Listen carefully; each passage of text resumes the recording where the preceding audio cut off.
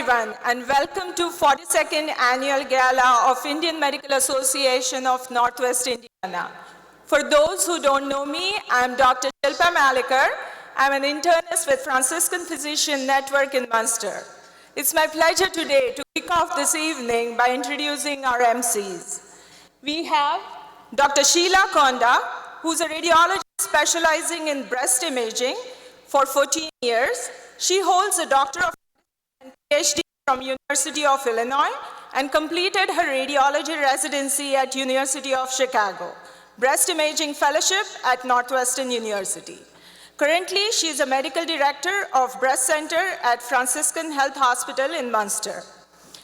But the most important thing is she has agreed to be our master of ceremonies, Dr. Sheila Konda.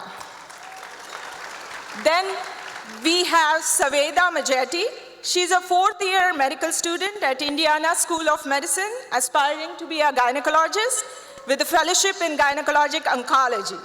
We have enjoyed seeing Saveda growing up in Northwest Indiana, and it's really exciting to see next generation entering the medical profession. So we are in for a wonderful night. Let's settle in and enjoy the festivities. With that, I hand it over to our soon-to-be Dr. Saveda Majetti.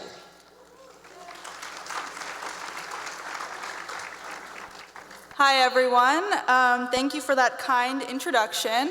Next, we will introduce our national anthem singers. First, the American national anthem will be performed by Adrita Bhattacharya and the Indian national anthem by Tanvi Torgal. Tanvi is a senior in Munster High School and Adrita is a junior in Munster High School. Both of them are part of the Munster High School choir and have performed at the Salzburg Dome in Austria.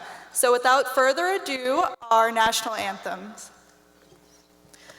Oh, say, can you see by the dawn's early light what so proudly we hailed at the twilight's last gleaming, whose broad stripes and bright stars through the perilous fight o'er the ramparts we watched were so gallantly streaming, and the rocket's red glare, the bombs bursting in air, gave proof through the night that our flag was still there.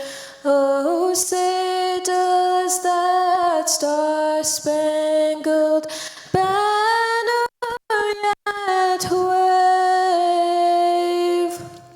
o'er the land of the free and the home of the brave?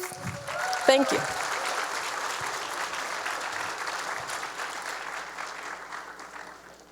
Jana Gana मन अधिनायक जय हे भारत भाग्य विधाता, पंजाब सिंध गुजरात मराठा द्राविड उत्कल बंगा, विंध्य हिमाचल यमुना गंगा उच्छल जलधि तरंगा, तव शुभ नामे जागे, तव शुभ आशीष मागे, गाहे तव जय गाथा, जन गण मंगलदायक जय हे भारत भाग्य विधाता, जय हे, जय हे, जय हे, जय जय जय जय हे।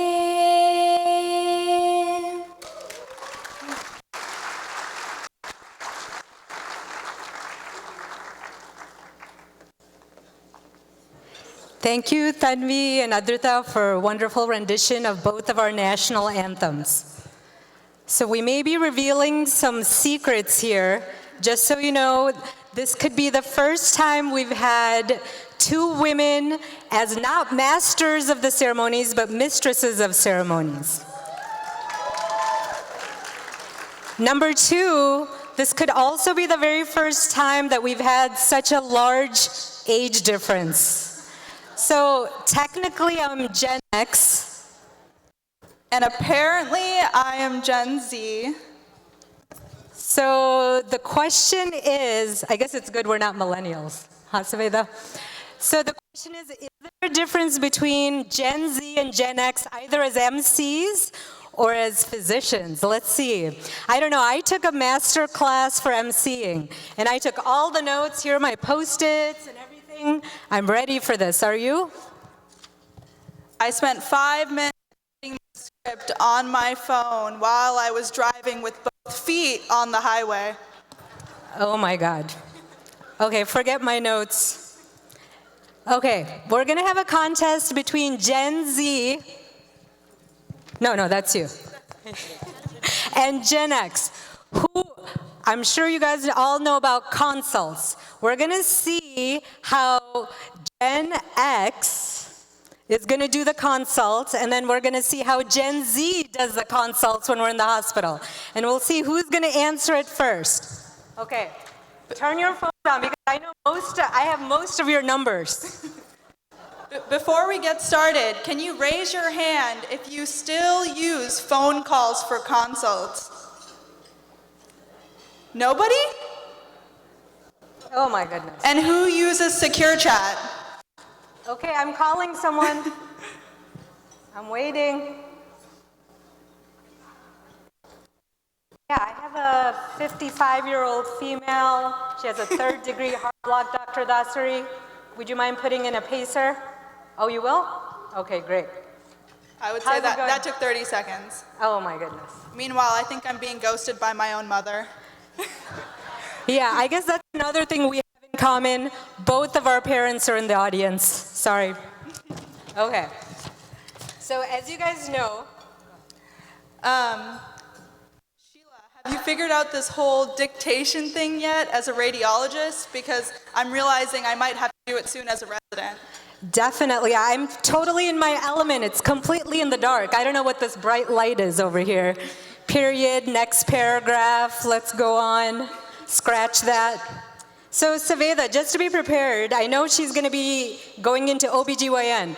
What are the 3 most common surgeries that OBGYNs do? If I had to guess, I would say a hysterectomy, a cesarean section, maybe a leap. I don't know, you got 1 out of the 3. For sure, after talking to my esteemed colleagues, can you raise your hand if you're an OBGYN? Woo. A few? Yeah. Okay, good. This is what I heard after taking a poll. Yes, hysterectomy is the most common surgery, followed by right ureteral transection and left ureteral transection. Oh my God, sorry, there go all my OB friends. You know, the theme of this Saveda is lasting bonds. I'm not trying to break any bonds. But you know what we both have in common? What is that? We both drew the short straw for emceeing tonight. Yes, but I hope you guys have a great time, and we're gonna get you through this night all the way through dinner and entertainment, so stay with us. Thank you.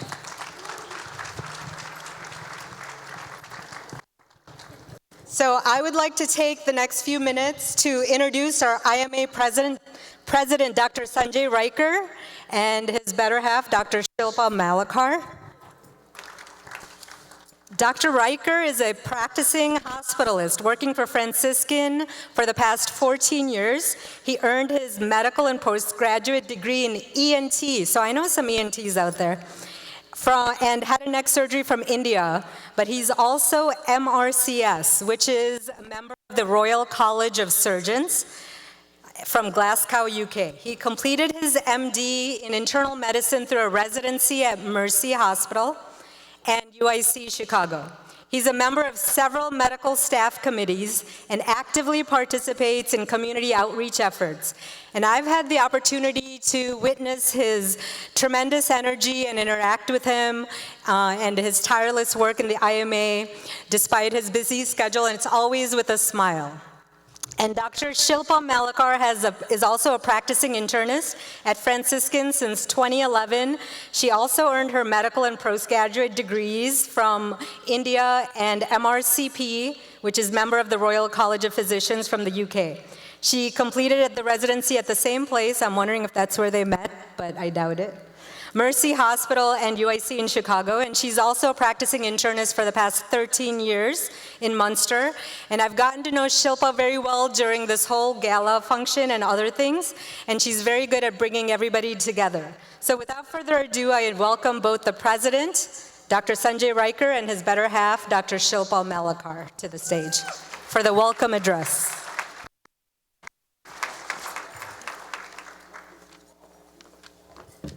Thank you, Sheila, for this wonderful introduction. Good evening, esteemed members, honored guests, and friends. It is my great pleasure to welcome you to the 42nd Annual Gala of the Indian Medical Association of Northwest Indiana. Tonight, we gather not only to celebrate our achievements, but also to honor the dedication and the commitment of our members who work tirelessly to advance healthcare in our communities. As we celebrate our 42nd anniversary, we reflect on how far we have come. The Indian Medical Association, founded in 1981 by a small group of physicians, has grown tremendously. Today, our IMA family includes nearly 450 healthcare providers in Northwest Indiana, and we continue to expand each year. Thank you. With the themes of lasting bonds, we celebrate this unforgettable evening as a tribute to enduring connection we cherish. This gala will honor the strong relationship among our esteemed guests, including distinguished physicians, medical administrators, community figures, and cherished friends and family. Your support helps us continue building meaningful connections through charitable activities and community partnerships. In previous years, Indian Medical Association has contributed to various projects aimed at enhancing the quality of homeless shelter across Northwest Indiana, including replacing HVAC systems in Brothers Keeper Shelter. We also organized a child suicide and opioid crisis prevention fair. We extend our heartfelt thanks to everyone who contributed their time, money, and suggestions. Your generosity is truly appreciated. Let's enjoy the evening as we celebrate our community, our voices, and our accomplishment. Thank you all. Hope you have a wonderful evening. Thank you.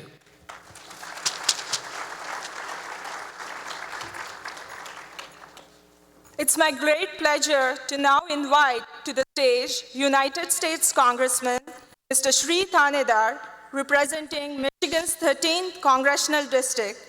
Originally from South India, Congressman Thanedar has been dedicated advocate for our community. Please join me in welcoming him to the lamp lighting ceremony.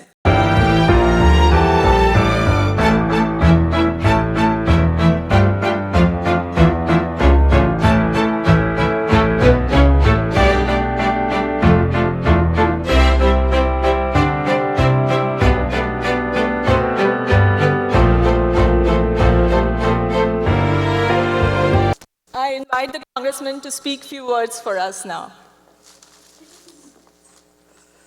Good evening. How's everybody? You all look so beautiful. What a great event. And it's good to see you taking some time to relax, because many of the doctors work so hard and it is a tough job. But then it's so rewarding that you save so many lives. You make so much difference in so many people's lives. And I want you to give yourself a big hand for the service that you provide to America.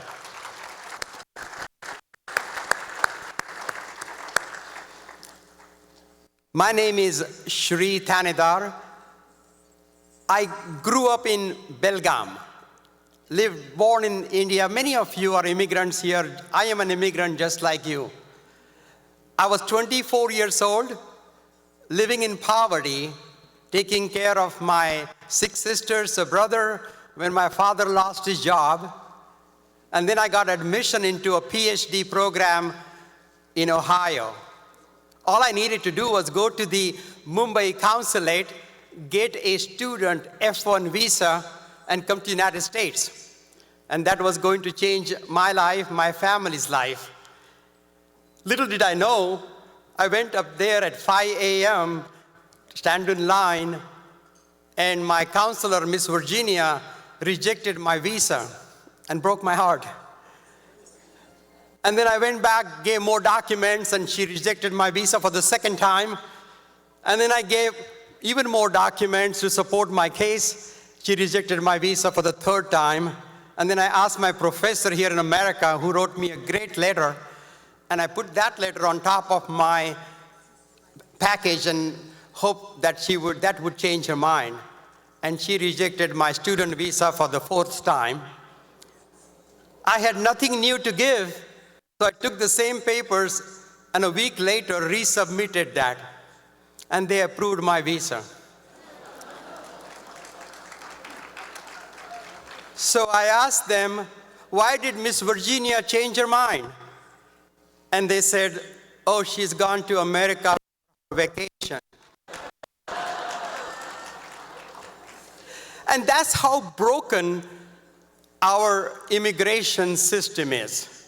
Many of you have experienced the long delays in getting the green card and processing, getting your loved ones to come visit here is such a difficult thing.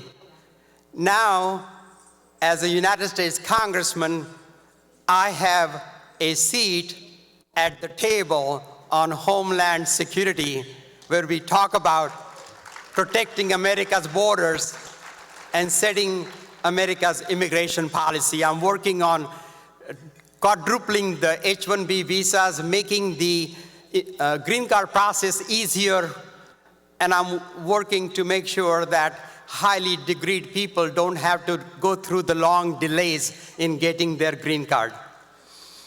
In Congress, I'm also focused on mental health and mental illness and increasing the access to mental health on par with physical health. So that is an area that I have focused on, introduced many bills, and trying to make a difference so that we address the mental health pandemic in this country. Thank you so much for all you do. I want to thank you, and I just wanted to be here, and I want to thank Dr. Bharat Barai and Kalpesh Joshi, who has hosted me and invited me to this beautiful ceremony. Thank you so much.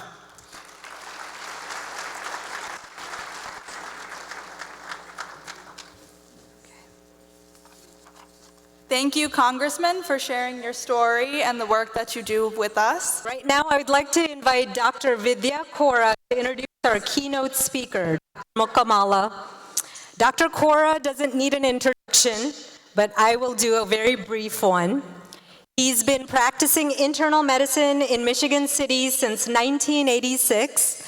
He currently serves on the City Council in Michigan City, and for over 25 years, he served on the Northern Indiana Regional Board of Franciscan Alliance. I know Franciscan over there. At the AMA, American Medical Association, he served on the board of the AMA's Political Action Committee, the AMPAC, for the last 8 years, and has also been its chair. And he's been part of the Unity Foundation of LaPorte County, which is a community foundation promoting philanthropy in LaPorte County. And with that, I would like to invite Dr. Kora and take it over. Thank you. Thank you, Sheila. Ladies and gentlemen, about 25 years ago, when I first started going to the AMA House of Delegates, I saw a young physician, his wife, and his father, all from Flint, Michigan, and all very active in the deliberations of the House of Delegates at the AMA, advocating on behalf of our profession. Over the years, he has risen through the ranks of the AMA leadership, serving on the Council on Medical Service, the Board of Trustees. He has served as the board chair of the AMA, and finally, this past summer, he became the first Indian American to become the president-elect of our American Medical Association.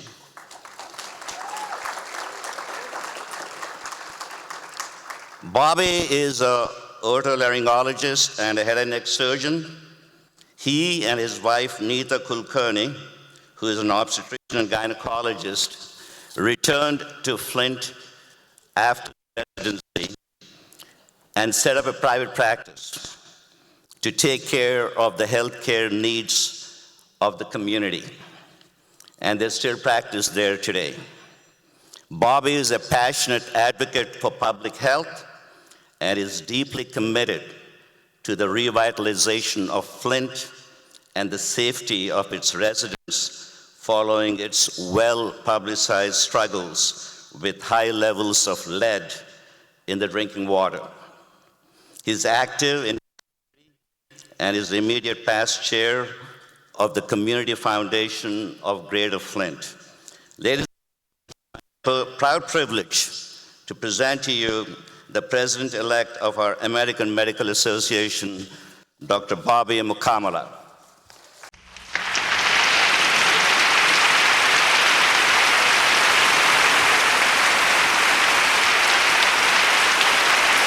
Thank you, and good evening, and thank you, Uncle, for that gracious introduction. You know, it's an honor to be with you here. On behalf of the American Medical Association, thank you to the members and the leaders in this room for the leadership and the vision you have for healthcare. The AMA stands with you. As president-elect of the American Medical Association, I recognize the importance of our unified approach to tackling the many challenges that exist in healthcare today. No matter where you live, what specialty you practice, we all know these challenges viscerally. As an otolaryngologist in an independent practice in Flint, as you heard, I see these issues that we are all facing every day. But I can tell you that there is good news that we have a battle that we are in. The American Medical Association is fighting to reform the unsustainable Medicare payment system, things like prior authorization that steal time from our patients, and we're pushing back against inappropriate scope of practice expansions that jeopardize patient care. And so in the short time today, I just wanted to give you a brief overview of the advocacy that we're doing. So if I could have the slides, please. You can go to the next one. So again, I'll just share a little bit about my background and why these issues are so important to me. You've already heard of some of these things that I currently serve as president-elect of the American Medical Association, practicing otolaryngology. I'm a graduate of the University of Michigan, where Neeta and I met as freshmen there. If she was here, she would tell you that she thought I was kind of an ass, and gradually I wore her down, and we eventually got married, and the rest is history. Did my training in Chicago at Loyola, and currently serve as president-elect of the American Medical Association. Next slide. So when I was elected president-elect of the American Medical Association, it was an uncontested election, which was a little unusual. Nobody ran against me. But because of that, I only got 90 seconds instead of minutes and hours to sort of thank people. And this was one of the slides that I put in the presentation. So on the left there, you see the childhood home of my dad from Buddhavaram in Andhra Pradesh, and then that of my mom in Totlavalur in Andhra Pradesh. And this was what I grew up going to visit in the 70s and the 80s. Next slide, please.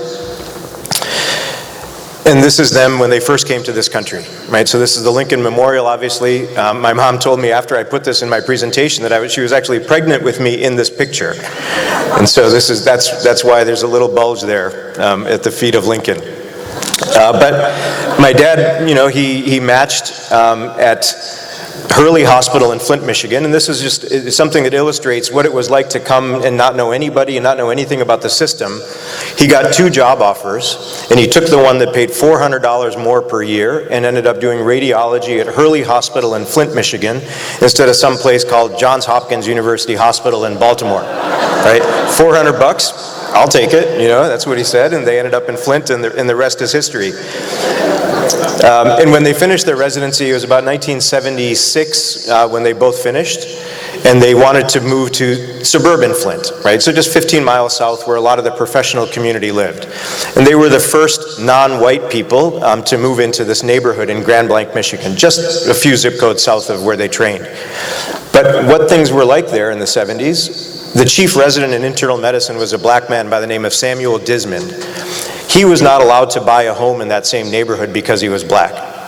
Right? This is 1970s, just outside Flint, Michigan, and this is the world that they came to when they came to this country.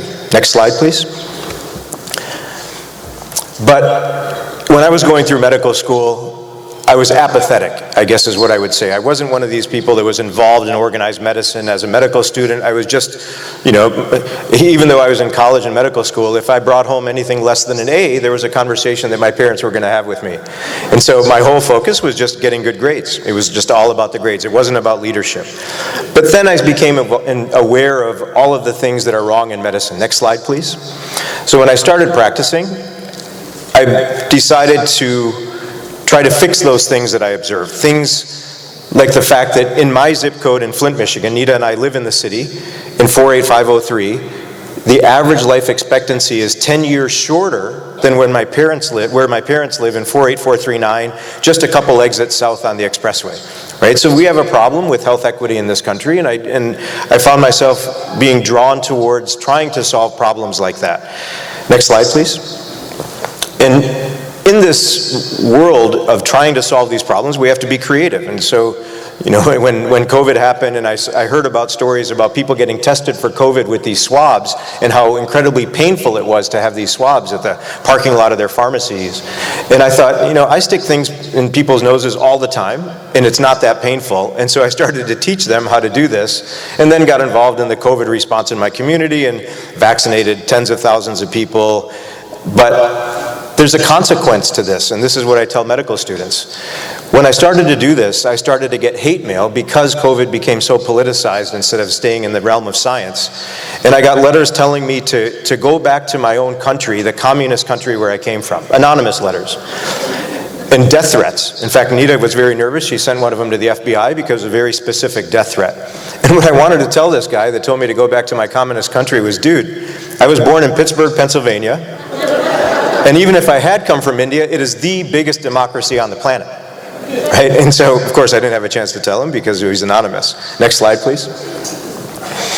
And I also had to make a decision about the type of leader I wanted to be, right? With all the school shootings that were happening, somebody told me how easy it was to buy an AR-15. I didn't believe them, so I went out and I did this social experiment where I went to the local store, Guns Galore, just out near my office in Flint, and I bought an AR-15. I had never touched anything more than a slingshot that I got in Andhra Pradesh, actually, when I was a kid. And it took me 14 minutes to buy an AR-15 and 90 bullets. And I put it on social media because I thought that that's a problem. Right? We shouldn't have that easy access to a weapon that has this potential for destruction.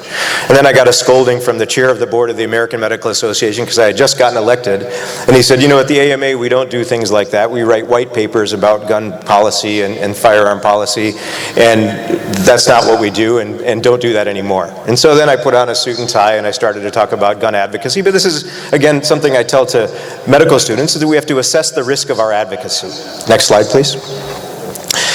And my aspiration is to leave things better than I found them for my children, right? So that the health of this country, I just came from the World Medical Association in Finland. For what we spend on healthcare in this country and what we deliver for healthcare in this country, there is a huge gap that we need to fix, right? And I aspire that in my short time as leader of the American Medical Association, that we will move things in the right direction and get more value so that my kids will live in a better country with better healthcare and better prevention of disease instead of just treatment of disease. Next slide, please. And so again, I just wanted to share this background. This is my 90-second speech at the American Medical Association, but basically what I said as the press quote after that was that it's a turbulent time to be a physician in this country. Challenges like an unsustainable Medicare program, things like prior authorization that are leading to physician burnout are the kind of things that I want to fix. Next slide, please. And so now, getting into some details about our core advocacy priorities at the American Medical Association. At the top of that list is Medicare reform, right? The fact that in the time that I've been in practice, the past 20-some years, this is my 24th year in practice, that we have, inflation adjusted, a drop in payment for Medicare of almost 30%, right? And yet we all know that managing our medical practice, managing anything in healthcare, costs have not gone down by 30%, right? In fact, we've seen double-digit increases in cost. And so this gap between what we get compensated for the care we provide and what it costs to provide that care has become a top priority of the American Medical Association. The fact that if you look at payments to hospitals and entities like that from the Medicare program, that graph looks like this. There is an annual adjustment based on the cost of providing care. The curve for physician payment is like this for 20 years. Right? That is not sustainable. That has a consequence to healthcare in this country. And so that is why that is one of the main priorities of the American Medical Association. In addition to that, the burden of prior authorization on our care. The fact that 90-some% of physicians have described instances where there is a consequence, a negative consequence to care. Well, this is something that it's all things that you know. Right? There was one statistic I saw that showed that there's 1 million physicians working in this country. There are 1.8 million people working on prior authorization, right? 1 to 1.8, the ratio of the people on both sides, the person asking for the prior authorization and the person answering the call to grant that prior authorization. When you look at all of those resources, that's the statistic. And there's a consequence to this, right? When I gave testimony at our state society about the burden of prior authorization and then the patient consequence of prior authorization, I described the story of my patient who had stage 1 tonsil cancer, waiting a month to get a PET scan, developed a neck node, and had advanced stage tonsil cancer just in waiting for the PET scan to do the staging that the oncologist wanted. And so, but we're winning these battles in some states, right? And so there's a lot of advocacy work at the American Medical Association on that. And then making sure that the healthcare in this country is provided by a team that includes a physician, what we call our scope of practice issues, right? Patients have a right to have care that's delivered by a group of people that includes a physician, not in the absence of the physician. And then also the consequence of all of these things on physician wellness. The fact that we have a 50% burnout rate among physicians. It's a little down compared to where it was, in the post-COVID era of about 60%. That was an all-time high. But the fact that 1 out of every 2 of us is experiencing symptoms of burnout exacerbates the physician shortage, right? And that has a consequence. And so we're lots of advocacy on physician supply. And then finally, advancing digital health, telehealth solutions, some of the silver lining post-COVID about how best to take care of our patients using some of this new technology. Next slide, please. And so, as I mentioned earlier, our main priority is fixing Medicare so it becomes sustainable. That we have HR 2474 is a bill that has 200-some sponsors now that seeks to just treat physician payment like hospital payments, where there is an annual inflationary adjustment based on the Medicare Economic Index that basically says if your costs go up, your payments go up. Right? It sounds simple. Everybody else in healthcare has it that way.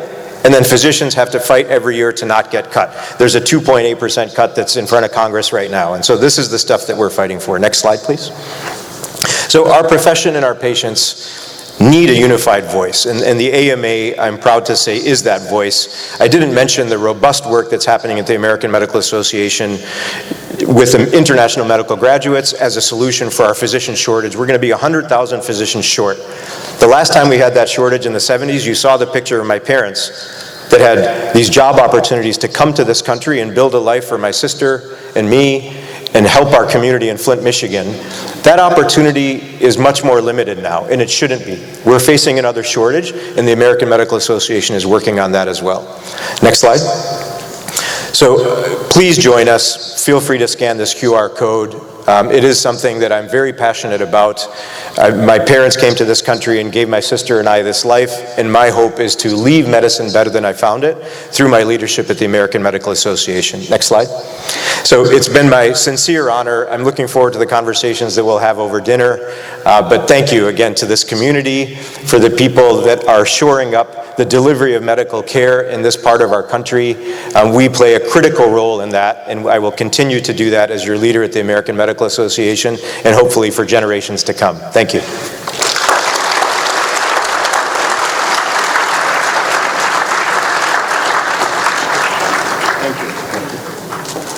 First, I would like to thank Dr. Cora for making Dr. Mokamala available to come here to speak. As you know, as I said, Dr. Cora has been a member of organized medicine for many years, and he's also a member of the Indiana's delegation to the AMA for over 20 years.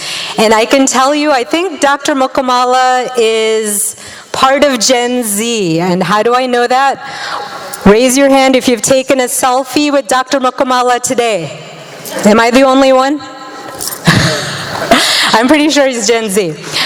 So I met Dr. Bobby in 2018 when we went to Flint, Michigan, and he just spoke about physician burnout. And when you get a chance, ask him how he did on his climb up to the Mount Kilimanjaro. I'm pretty sure that either created burnout or relieved burnout. He'll tell you the true answer. Actually, right now, we're a very important part of the night, the Lifetime Award Achievement presentation. This award is being proudly sponsored by the Centers of Digestive Health. Please see their ad on page 46. And if you remember, just like the United Center, and I think in Michigan, the Detroit Pistons play at the Little Caesars. So this year, the Lifetime Achievement Award is being sponsored by CDH. So they have comprehensive GI and liver services. They have a new modern office in Munster, Indiana, in addition to other locations in Northwest Indiana. And I'd like to thank my friend and colleague, Dr. Naveen Kumar. I know he's not going to stand up even if I ask, but they're all over there. And his associates for their inaugural sponsorship for this award. And as physicians, we know that it is groups such as yours and individuals like our awardee that make practicing medicine rewarding. Please see any of the IMA board members so that we can highlight the hardworking groups in our area for future sponsorships. So I need a drum roll, Saveda. The Lifetime Achievement Award for the 42nd Northwest Indiana IMA Gala goes to Dr. Surendra Shah.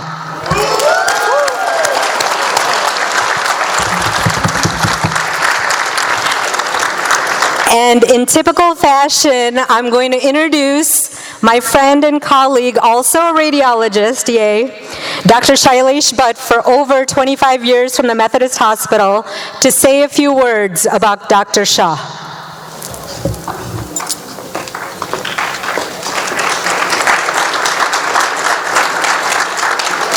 Hello, hi there. Dr. Shah, good friend. I think most people here, probably they know him. Either you are associated with Methodist,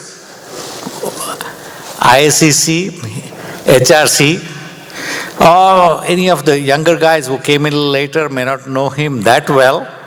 But it's my pleasure to introduce Dr. Shah, who has provided almost close to 40 years of service to Northwest Indiana. Going back, anybody, I always get a phone call. You know somebody? Yeah, you can go, Sunil, he'll take care of you. These are the people who don't have insurance. They don't know what to do. always got that call and he always took care of it. He has been past IMA president. He's been chairman of IACC, Northwest Indiana Hindu Regional Center. I was part of that team that made the center debt-free. I'm happy and proud of it. With that, I think I used to go once a month, every Tuesday, Utilizes Management Committee. Surendra chaired that committee for many, many years at Methodist Hospital. With that, I'll ask something that we don't know to highlight his accomplishment, to introduce him. For that, Dr. Nirav Shah and Neha Shah, daughter and son, to highlight his achievement in social activities. Nirav and Neha. Hi, everybody. I think it's been 10 years since I emceed, and I am a millennial, so. Good evening. Neha and I are just going to say very few words, but it's truly a privilege and an honor to stand here tonight, recognizing someone who has not only shaped my life and Neha's life in countless ways, but has also left an indelible impact on his community, my father. To his patients and neighbors, he was much more than just a physician. He was a beacon of care and compassion. Whether it was a quick greeting at the grocery store or a heartfelt conversation on the street, he always made time to listen, offering support and wisdom. His dedication reached across continents, extending to our ancestral home in Kutch, India, where he provided medical services to those in need. My father's quiet but steadfast commitment to his service has earned him countless accolades. But beyond the awards and recognition, it's his genuine spirit of giving that resonates deeply with so many of us. Tonight, we celebrate not only his professional achievements, but his legacy of kindness, generosity, and community. It's my deepest honor to introduce him as we come together to celebrate his lifetime of service.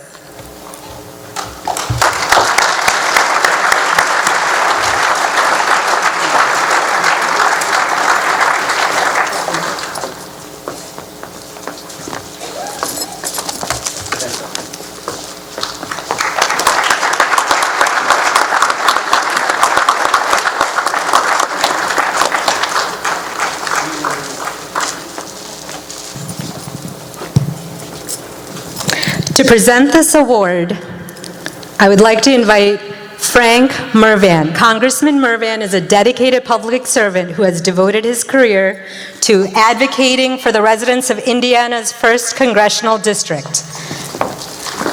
Born and raised in Northwest Indiana, he has deep roots in the community. He continues his commitment to serving the people of Indiana, focusing on economic development, job creation, and improving access to quality health care.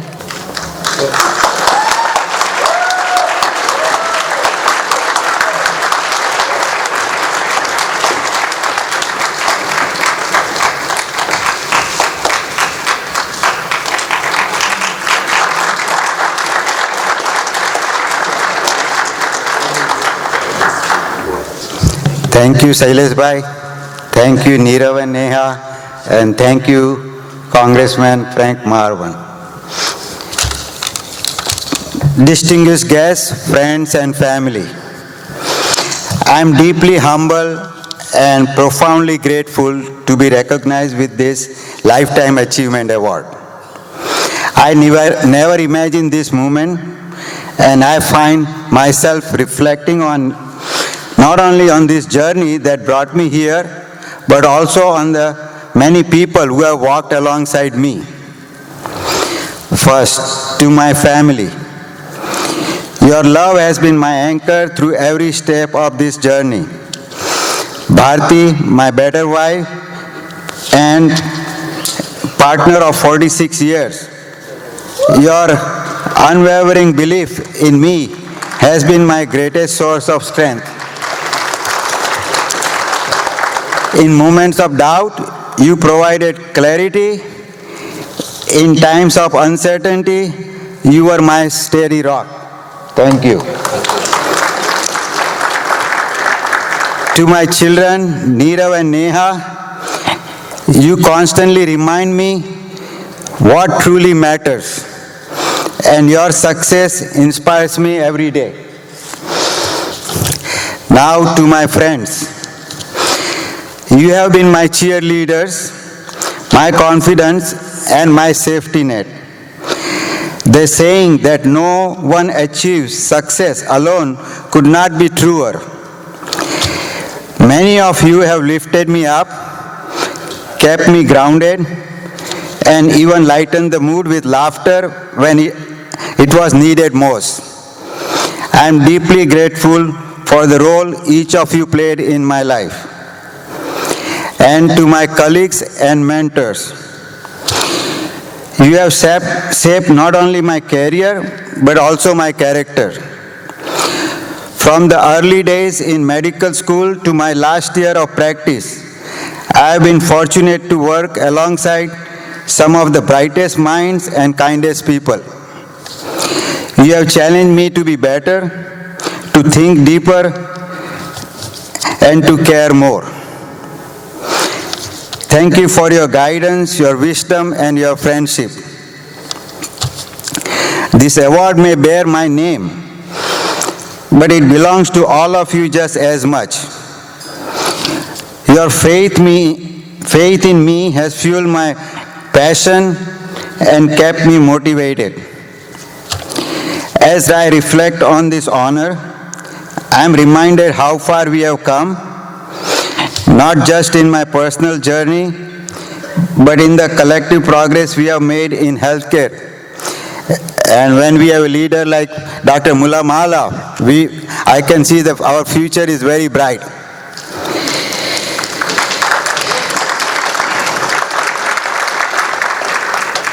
From the bottom of my heart, thank you to the Indian Medical Association for this incredible recognition. I have this honor with each and every one of you, and I will carry it with deep gratitude for the rest of my life. Thank you. Thank you very much.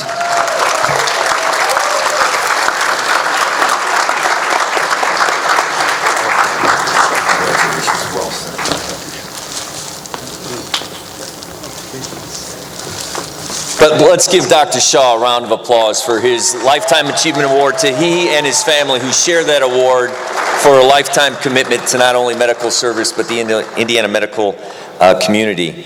I, of course, want to thank Dr. Rekar for allowing me to be here, and also Dr. Shilpa Arun Malalkar for allowing me to be here, and to be part of this wonderful event. And what I always notice about being here, this is many years that I've been here through my life, is ultimately, if you look around, it's more about an association. It is a group of individuals who use their lifetimes of skills and talents for generations to be able to make an impact in the community, to be able to take care of the most vulnerable populations, and to be able to say that they absolutely did everything they could to make mankind a better place.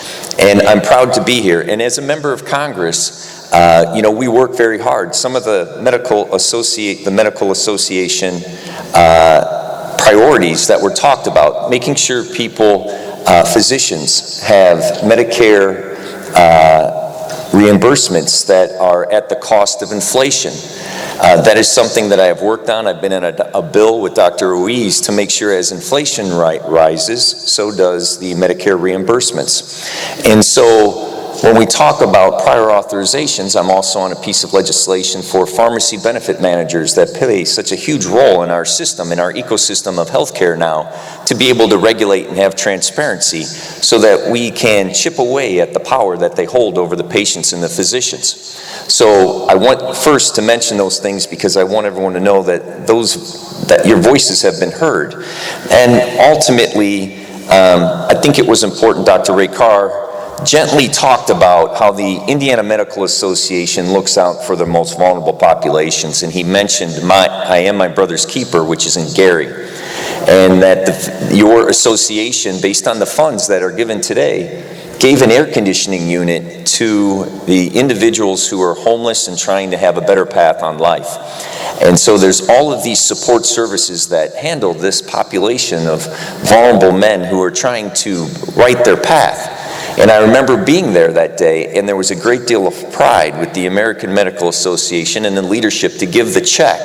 And there were actually tears in the room of individuals because it was a life-changing quality of life moment to be able to have air conditioning in a homeless shelter. So please give yourself a round of applause and understand the impact that you have made in our community in Northwest Indiana. And as I started off, this job is very humbling all the time, but for Dr. Shaw and Barty and their family, I have known him realistically for over 20 years, and when I was coming to his office, he took me in to be part of his family. We would go to dinner. I've been to his son's wedding, but the only thing I want to express is you honored a man who walks humbly, who's very intelligent, loves his family, and loves his patients. And for 42 years, he has tried to make an impact in the community and do it with dignity, integrity, and a sense of steadiness that is unmatched. So I am humbled to be able to honor him, and ultimately I am here to say to you, our diversity in Northwest Indiana is our strength, and we are stronger together than we are divided. And may we all love each other and continue to try and make an impact in our world collectively, arm in arm, making a difference and understanding that we all love each other. Thank you very much.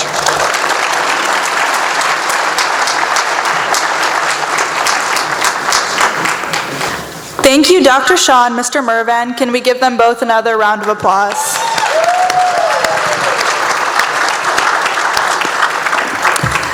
This event could not have been made possible without the generous support of our various sponsors. First, our diamond sponsors, Methodist Hospitals and Power Health. Which table are you guys at? Powers Health? Methodist? There you go. Sapphire sponsors Franciscan Health, Northwest Health. Our bar sponsors Ignite Medical Resorts. Our hors d'oeuvres sponsor University of Chicago. Our table wine sponsors Inari Medical. Our booth sponsors Karma Cigar Bar and Stryker. Thank you, all the sponsors. And one more sponsor, the most important, which will be starting in just a few minutes. Gaylord is our sponsor for dinner. And if you turn to page 26, you have your main course and what's all in there, as well as on your tables. The dessert will be worth waiting for. That's all I'm saying. Alrighty, another announcement for our centerpieces. The centerpieces are again sponsored by Pinnacle Hospital. You have the opportunity to take home one of these stunning centerpieces tonight. Again, just scan the QR codes on the card to make your payment. In the past, we have created care baskets for families in need. Your support will directly assist those facing financial hardships and benefit other charities in Northwest Indiana during the holiday season. This piece is ideal for a serene or intimate setting like the radiology reading room or a nice dinner, which we will start soon after your donation. So take your phones out and scan the code. No pressure to buy the centerpiece. But yes, I know a lot of radiologists, this would make a great addition. I agree with you, Savela, to your reading room. Yeah. We're done with the Lifetime Achievement Award, but we have not one, but two community awards this year. So we are proud to present this year's Community Excellence Award to the Methodist Group of Hospitals for their 100 years of service to Northwest Indiana. Methodist Hospitals of Northwest Indiana commemorates 100 years, a remarkable milestone that reflects a long century of commitment to delivering exceptional health care to the community. Over the decades, it has continually adapted to the changing needs of our population, expanding their services, enhancing the quality of care to meet the highest standards in medical practice. To present this award, I would like to invite Indiana State Senator from District 1, Mike Bohacek from LaPorte.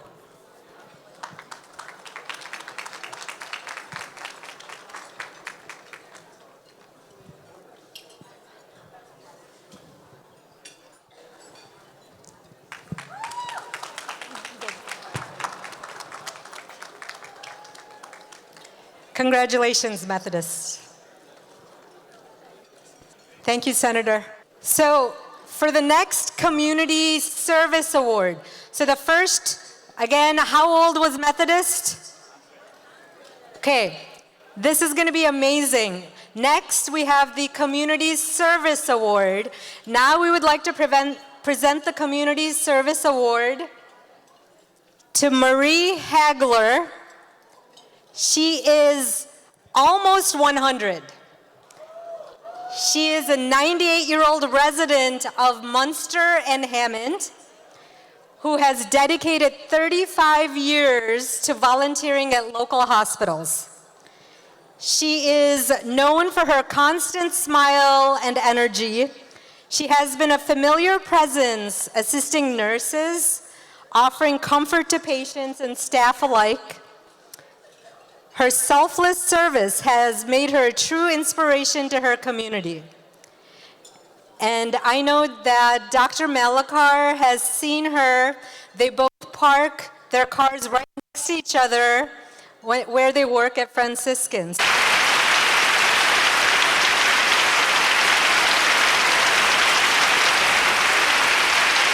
I'm going to invite the current Indiana State Medical Association President, Dr. William Pond, to present the Community Excellence Award.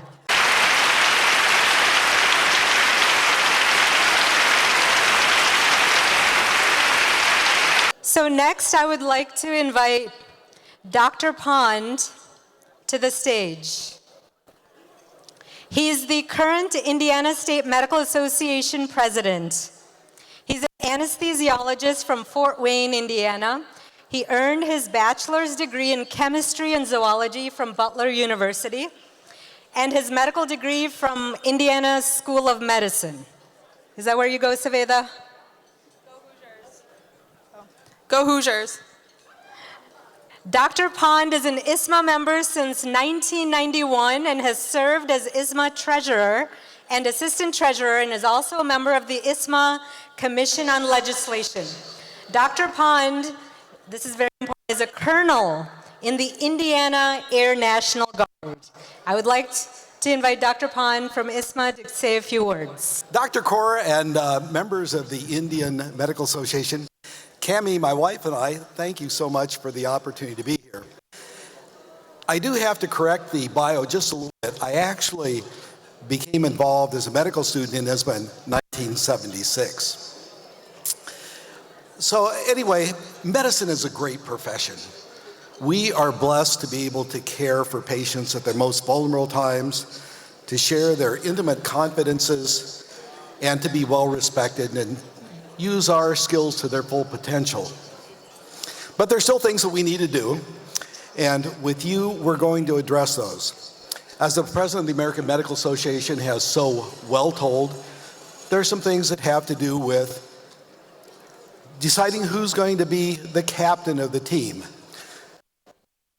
Physician assistants, dietitians, administrators, they all play a very valuable role in delivering health care.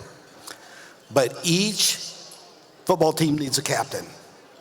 Each healthcare team needs the most rigorously selected, the best trained, and the most responsible person. And that's those of you here in this room. It is the physician. Regarding transparency, no wonder patients sometimes become a little bit confused when somebody comes in with a white coat, a stethoscope around the neck, and a clipboard. But that doesn't make the person in charge of the team. And that's why the State Medical Association is full in favor and has encouraged badging that clearly identifies that person and that person's role in the healthcare team. The patient-physician role is sacrosanct. And if the physician changes employment, that patient needs to be able to maintain that relationship with the physician. And that is why the Indiana State Medical Association worked hand in hand with the legislature, thank you legislature, 2 years ago, to remove non-compete clauses for primary care physicians in Indiana. Okay? And that means that if you separate your employment relationship, that patient can go with you wherever you go. And hopefully this year, we're going to extend those protections to all physicians in the state of Indiana. Okay. We're working on that one. So then, as for patient prior authorization, we work hand in hand with the AMA, but there's data and there's personal stories, and that's what makes a difference with the legislators. And the state medical has collected those stories, and we're sharing them every day, and that's moving the needle to get prior authorization made more reasonable. And finally, patient protections. Remember COVID?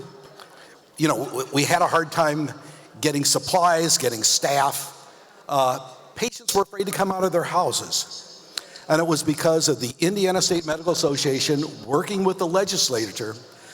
There were certain protections that were enacted, and that was that you would be held accountable to the standards of the time when you didn't have the staff and you didn't have the resources, not at a later time. Well, what's happened is patients and attorneys, they kind of forgot about those. So there was litigation to try to challenge those patient protections and physician protections. So the court turned to the Indiana State Medical Association, which delivered a brilliant amicus curiae brief. That means friend of the court. And the court ruled in favor of the physician and made those protections. It's been a great to come with you folks tonight. I am so honored to be able to be here. We have to remember that medical policy will be made and allocations made with or without physicians, but nobody is better than the physicians in this room and with the State Medical Association to help make that policy. Thank you for all that you do. Good night.